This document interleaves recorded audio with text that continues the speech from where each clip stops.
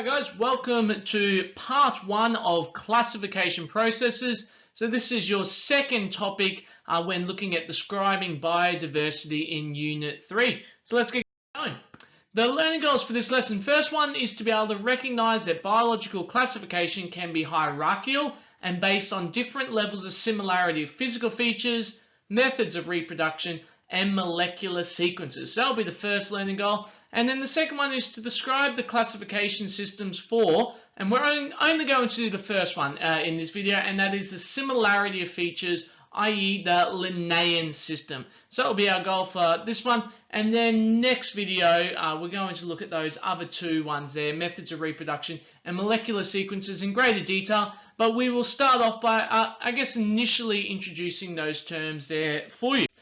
So looking at classification, if you were to group the following organisms in any way you like, what would you do? Have a quick chance to think about it. You might pause the video and come back and I'll show you a bit of what scientists have decided to do. When scientists classify some of these organisms, they use this classification here. And that's where they break it into three domains. So you've got eukaryotes, archaea, and bacteria. So obviously all organisms like the frog, dolphin, shark, penguin, koala, axolotl, and salamander, they all fall under animals, okay? And that can be broken down into different classifications. And you might have broken them down, or you might have just kept them as animals. You have things like algae, which does fall under, it doesn't have all of them, but comes under the protists over here. Mushroom, which would be grouped in fungi.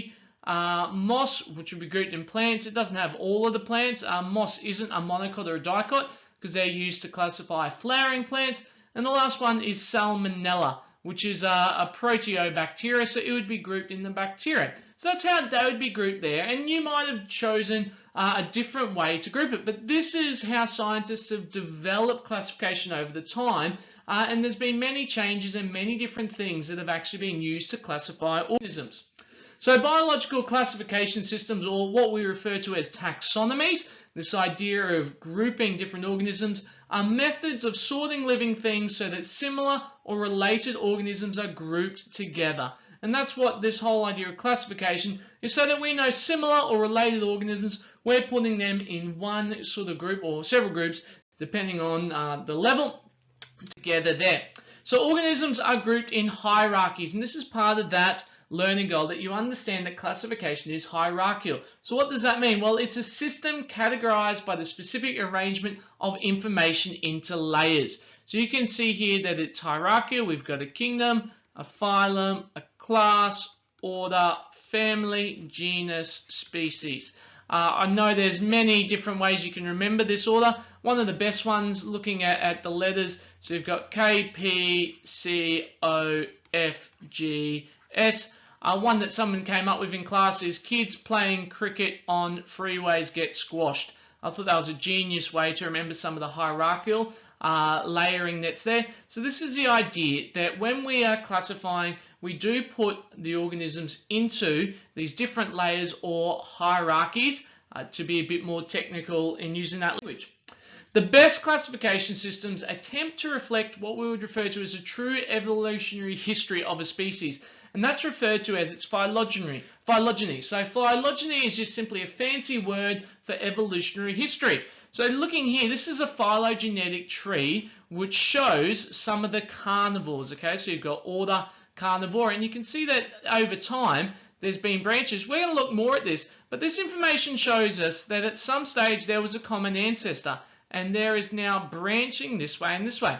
So looking at the Canis, so the dog, so you've got Canis familiaris, which is our domestic dog, and Canis lupus, i.e. the wolf. Well, they are the most common, so the wolf is most commonly related to Canis familiaris because they've shared the most common ancestor there. Looking at this, is a wolf more related to a skunk or a leopard? Well, we can flow back this and show when they're grouped, well, the wolf and the skunk actually have a more recent common ancestor than the wolf and the leopard, where their common ancestor is down here before it diverged or moved away. So therefore the wolf and the skunk would be more closely related. So we can see that when classifying these organisms, there has to be a variety of different techniques used to be able to get their evolutionary history, i.e. their phylogeny, correct. So when talking about classification, all living organisms can be classified on the basis generally of three different things which are used. One is physical features, two is methods of reproduction, and three is molecular sequences. So we're going to break these down and consider all three just so you have an understanding of how they can be classified. So the early biological systems of classification used observable physical features. It's the most obvious thing. You can see it. You can put organisms in different groups, okay, to separate them into their individual groups there. And you can see this is a real basic idea of organizing some of the vertebrates. So if it has fur, it's a mammal. If it has feathers, it's a bird. If it has dry scaly skin, it's a reptile. If it has scales, it's a fish. And if it has soft sort of scaly skin, well, it's an amphibian there. So not the classic scales as you would see on a fish. And that's a real basic idea of physical features. Obviously, there's a lot more to it, but that is some basic ideas of how physical features can be used to group different organisms. When we look at physical features, though, there can be some problems because physical features don't tell the whole story of an organism's evolutionary history. Looking at this diagram here, when we start to consider genetics, for instance, which two do you think are most genetic or most closely genetically related when you consider these organisms here? Physically, I would straight away go Komodo and crocodile. They physically look similar compared to the bird. However, as some of you might be aware of with some of the evolutionary history of dinosaurs, okay, we've got crocodiles are more closely related to birds than crocodiles are related to, say, for example, the Komodo dragon. So consider now this example. Here we have an elephant shrew and a tree shrew and then an elephant. You're probably getting the idea of what's going on here. And normally you'd go, yes, it's the elephant shrew and the tree shrew. Physically, that's what we want to go. However, when we look at genetics, it shows that the elephant shrew and the elephant are actually more closely related than the elephant shrew and the tree shrew. And if we drew a phylogenetic tree, we would notice that these two have a more recent common ancestor than the elephant shrew and the tree shrew, which shows that they are more closely related than the other way around with the elephant shrew and the tree shrew. Getting the idea, once again, look at these three. Which do you think are most closely genetically related? And the answer would be a cow and a killer whale are more closely related than a cow and a horse. Again, physically, we go straight away, horse and cow. Genetics shows us that that's not actually the case. So while physical features can be good and useful and often paint a pretty good picture, it doesn't paint a complete picture of an organism's evolutionary history. When we look at methods of reproduction, and we're going to go into this in greater detail later, but there's a couple ways that you can group organisms based on reproduction. The first one is their mode of reproduction. That can be asexual, A meaning non in biology and sexual meaning sex. Okay, so this means they reproduce non-sex without sex, versus organisms that reproduce by having sex, like these two naughty lady beetles to the right. Or you can look at life history strategies, and we're going to consider this in greater detail. So you've got these two different ones, and this is going to be really important. This comes up several times throughout this unit. You've got R and K selected species. R selected species are those organisms which produce a large amount of offspring but spend very little time and care looking after them, so they have a high mortality rate, but they produce a lot. Where K-selected organisms are those slower, growing, more mature to develop sort of organisms, if you consider trees, that produce fewer offspring but spend more care, and therefore they tend to have a greater success rate of those surviving and live to a longer age. So they're more long-lived in their life histories there. So they're two that we'll look at in greater detail, particularly moving on to some of the other slides and other parts of the unit, but that can be used to classify the different methods of reproduction. The last one is molecular sequences. When we consider a molecular, well, we're talking about genetics in a way. So here one is RNA sequences, and this guy Carl Woese proposed domains, which we considered earlier, those three domains, based on the fact differences here in RNA between your prokaryotes and eukaryotes. So prokaryotes, as you know, are different to eukaryotes. You learnt that in year 11. They then divided those prokaryotes into two groups. So you've got archaea and bacteria here. So that's further divided. And this gives us our three kingdoms of, three domains of life based on RNA sequences. And that's what led us to that development. You can also look at DNA sequences. DNA, which you're going to consider in great detail in Unit 4, is made up of sequences of 4 bases. So we have adenine A, thymine T, cytosine C, and guanine G. If you remember from Year 10 biology, you'll know that adenine A always pairs with T, and here guanine G always pairs with C. Every organism on Earth contains DNA and uses those 4 bases. I shouldn't say every living organism will. Viruses, non-living, for instance, they might contain RNA instead of DNA there, but organisms contain this genetic material. So the order of these bases will determine the physical and physiological features of an organism, and therefore it can be used to compare how closely related organisms actually are. For instance, when we consider the red panda has to be one of the cutest animals on Earth, originally this guy, based on physical features, was grouped in with the bears. So it makes sense. However, over time they went, no, I reckon they're more raccoons. And to be honest, I think physically the red panda looks most closer to a raccoon than it does to a bear. However, upon genetic and DNA analysis using molecular sequences, scientists have realized that they're not related to either of them, and in fact they're their own separate group. Okay, so Eluridae, red pandas, so they are their own group, not linked in with the raccoons or bears at all, despite the name red panda, not related to pandas whatsoever. The other type of molecular sequence that can be used is protein sequences. So protein structure can be used in classification. Proteins are made up of amino acids, which are coded for by DNA. Again, Unit 4, you're going to look at this in more detail. The order of amino acids helps determine the protein, and we can actually look at the different amino acids in their order in an organism and compare them to see how closely related different organisms actually are. For instance, here is the first 38 to 40 amino acids in the protein, cytochrome C. Looking at humans and chimpanzees, you will notice each of these letters represents a particular amino acid there. You'll notice that they are exactly the same. As you go along, there is not a difference.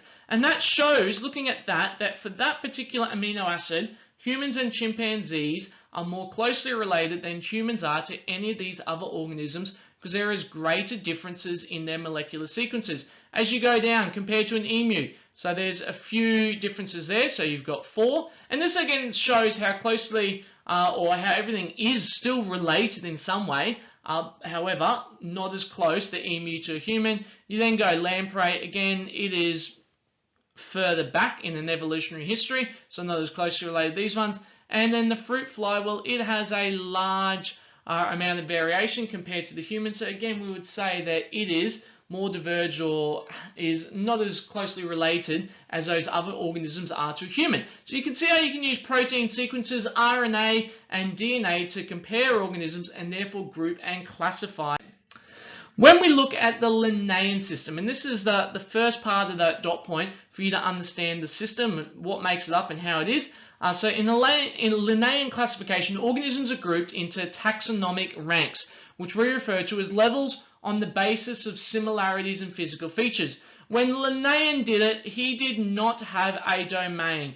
Classic Linnaean classification does not have a domain. Domain has now been added in based on that work, okay, on RNA, so we do include that in here. But you can see that we have these different levels or taxonomic ranks. So we've got our kingdom, phylum, class, order, family, genus, and eventually species, which can be used to classify these organisms. And you'll notice the coyote and the wolf there, well, they have their own unique species names there. So lupus and latrans as you look there.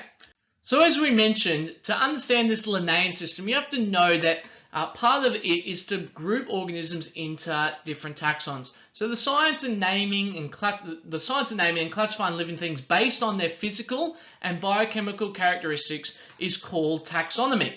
And a taxon is any group in a biological classification into which related organisms are classified. So for example, a phylum is a taxon, a class is a taxon, an order is a taxon, because they are different groups which related organisms are classified into. So if we consider the classification of Australian Fursia, well, its domain is Eukarya, its kingdom is Animalia, its phylum is Chordata, so it's got that nerve cord. Your class is Mammalia, so it's got mammary glands, it's got fur, those characteristics. Order, Carnivora, so it eats other consumers, which we've looked at or will look at in greater detail. Family, Otaridae, and then genus, Arctocephalus, and species is Doryphorus, okay? So that is then the classification of an Australian fur seal. So you can see they have their own genus and species, and they're classified into these different taxons, all right? And this is the science of naming, which we refer to as taxonomy. Now, Linnaeus did not have access to cellular information that we now use to divide life into our 3 domains. So the 3-domain system that's used groups organisms into either bacteria, archaea, or eukarya. There's also now what we refer to as the 6-kingdom system, which is changed based on the genetic information we now have. And that groups the organisms from there into 6 kingdoms, either bacteria, archaea, protista, which contains things like your algae or other protist-like things like amoeba. You've got plantae, fungi, and animalia. Traditionally, there was a 5-kingdom classification system which contained this kingdom, Monera. And you can now see in this 6-kingdom classification, based on the extra information we now have, Monera has been divided into those 2. These other 4 kingdoms there remain the same. So we now currently have a 3-domain, 6-kingdom system. When we look at the Linnaean system, we give each organism a name, which is unique, which is composed of a genus followed by a species. And look at how I've identified them. Genus has a capital, species has a lowercase, and it is in italics. Considering a cheetah, if you look and you were to classify a cheetah, well, a cheetah's scientific name is Acinonyx jubatus, all right? And you can see that the genus name is capitalized, species is lowercase, and it is in italics. And no other organism on Earth is called Acinonyx jubatus. This species name is unique to this cheetah. If you consider a panther, okay, I shouldn't say a panther, a leopard, if you go through here, you've got your domain, which is Eukarya, your kingdom, the taxon, Animalia, Chordata, Mammalia, Carnivora, Felidae, Panthera, and then you got Panthera pardus, which is your leopard. So notice that each organism in the Linnaean classification system is grouped into different taxons, and they have a unique genus and species. So with this species, we call this, genus and species, we call this binomial nomenclature. And that's basically using 2 parts of a scientific name. Bi meaning 2, nomial meaning names, 2 names. And nomenclature is the science of naming. So here, when we look at all living organisms, they are given 2 names through this technique called binomial nomenclature. Now, looking at a few organisms, for instance, one of the cool things is if you discover an organism, very often you have the chance to participate in naming it. The guy, Linnaeus, I should say, who discovered or came up with this idea of classification, he hated this guy called Lord Buffon. And he found this weed that smelt really, really bad, and he called it Buffonia paniculata to, I guess, signify his hatred for this guy. And that's a cool way, as a scientific nerdy way, to kind of snap or insult someone, name something smelly after them. If you are a Lord of the Rings nerd, for example, these New Zealanders found these different shrimp, and they named them all after different hobbits, so Harfootus, okay? So looking at this, when you get to name, you'll see that you've got the genus, which is a capital, starts with your species, will always start with a lowercase, and it's in italics. In your assignments, whenever you're talking about any organism that has a scientific name, you represent it like that. For example, a big one, often when doing ecology, we find eucalyptus in Australia. Well, that is a scientific name. It's italics, or it's in italics. Banksia, acacia, all of those plants, Grevillea, our Aussie plants, they are scientific genus names, and they need to be in italics. If you look at nomenclature and how to write it, as I said, you are doing it in italics. However, when handwritten, you underline that word to show that it is a scientific name, because it's very difficult to write in italics. When the full name of the species has already been mentioned, the genus can then be abbreviated to an initial and a full stop. For instance, I've already shown Escherichia coli. I might then, in my assignments, if I was doing it, go E.coli. Of course, I'm handwriting, because this should be underlined to show it should be in italics. And you can notice here that that is how you would represent that in your assignment. You just do the capital of that letter, full stop, then the species name. Hopefully that's something that may be useful to you, particularly if you continue with science, to know how to write these different scientific names. So the Linnaean system, to kind of summarize, it can be characterized by 4 main features, and I want you to write these down and have it so you know whenever you're talking about the Linnaean system, you're talking about these 4 main features. So the first one, it is rank-based, i.e. hierarchical structure of classifying living organisms. So you got to see that rank. You go from domain, which basically contains a broad range of a variety of different organisms, all the way down to the very specifics of a species. 2, it involves 8 taxa. Now, originally it would have been 7 taxa, now it's 8, because you now have domain, okay? And then you've got kingdom, phylum. For plants, we use division instead of phylum. You've got class, order, family, genus, and species. There are some differences between different organisms, but for you, we were really only looking at plants and animals, mostly in ecology here, so you would know those ones there.